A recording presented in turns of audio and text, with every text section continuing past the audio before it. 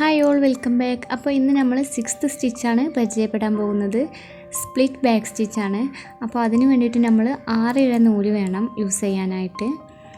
ആ 6 strands complete use ചെയ്യണം. നമ്മൾ ബാക്ക് സ്റ്റിച്ച് ചെയ്ത പോലെ തന്നെ ഒരിത്തിരി ഫ്രണ്ടിലേക്ക് മാറിയിട്ടാണ് സ്റ്റാർട്ട് ചെയ്യുക. ബാക്ക് സ്റ്റിച്ചിൻ്റെ വീഡിയോ കണ്ടവർക്ക് മനസ്സിലായിട്ടുണ്ടാവും. അപ്പോൾ അതുപോലെ കുറച്ച് ഫ്രണ്ടിൽ നിന്ന് സ്റ്റാർട്ട് ചെയ്തിട്ട് നമ്മൾ ബാക്കിലേക്കാണ് ആദ്യം സ്റ്റിച്ച് ചെയ്യേണ്ടത്. സ്പ്ലിറ്റ് ബാക്ക് സ്റ്റിച്ചാണ്. അപ്പോൾ അതുപോലെ ആദ്യം ബാക്ക് സ്റ്റിച്ച് ചെയ്യുക. എന്നിട്ട് ബാക്ക് സ്റ്റിച്ചിങ് ചെയ്ത പോലെ തന്നെ സെയിം ഗ്യാപ്പ് ഇട്ടിട്ട് സൂചി മുകളിലേക്ക് എടുത്തിട്ട്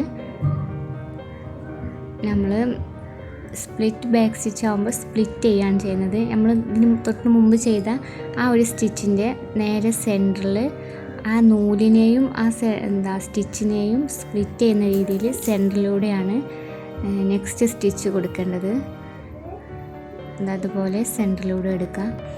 വീണ്ടും നെക്സ്റ്റ് നമ്മൾ ഒരിത്തിരി ഗ്യാപ്പിൽ വീണ്ടും സ്റ്റിച്ച് എടുത്തിട്ട് അതിന് തൊട്ട് മുമ്പുള്ള സ്റ്റിച്ചിൻ്റെ സെൻറ്ററിൽ വീണ്ടും സ്പ്ലിറ്റ് ചെയ്ത് കൊടുക്കുക.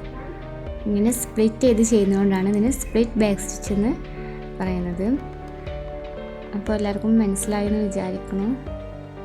ഇതും നമുക്കൊരു ഔട്ട്ലൈൻ സ്റ്റിച്ചായിട്ടാണ് യൂസ് ചെയ്യുക. മെയിനായിട്ട് നമ്മൾ ഇതുവരെ ചെയ്ത എല്ലാ സ്റ്റിച്ചിനും 3 ഇഴ നൂല് വെച്ചിട്ടായിരുന്നു. ഈ ഒരു സ്പ്ലിറ്റ് ബാക്ക് സ്റ്റിച്ചിന് മാത്രം നമ്മൾ ആ 6 സ്ട്രാൻഡ്സ് കംപ്ലീറ്റ് എടുക്കണം.